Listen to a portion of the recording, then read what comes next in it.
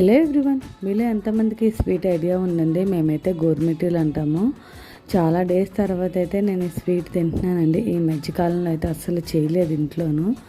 శివరాత్రికి పిన్ని వాళ్ళ ఇంటికి వెళ్ళామని చెప్పాం కదా, అక్కడైతే పిన్ని చేసిందండి. ఇవైతే పిన్ని బాగా చేస్తుంది. నిజంగా గోరుమిటీలు చేయడానికైతే చాలా ప్రాక్టీస్ ఉండాలండి.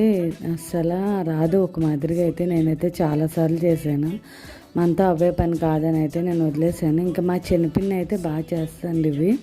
మా చెల్లి కూడా హాస్టల్కి వెళ్ళిపోద్ది. తను తీసుకెళ్ళడానికి ఏం స్నాక్స్ చేయనంటే గోరుమిటీలు అయితే చేయమందండి. ఇంకా చాలా డేస్ అయ్యింది కదా, డేస్ చూడొచ్చని అయితే మేమందరం కూడా చేసుకుందామని అయితే అనుకున్నామండి. సో ఇంకా పెద్ద పిన్ని చిన్నపిన్ని అయితే గోరుమిటీలు చేస్తుందండి. అమ్మ అయితే ఫ్రై చేసేసింది. ఇంకా తర్వాత చిన్నపిన్ని పాకం పట్టేసి వాటిలో అయితే ఈ గోరుమిటీల్ని వేసి తీసేస్తుందండి. ఇలా చేసుకోవడం వల్ల పాకం అయితే ఎక్కువ పట్టదు.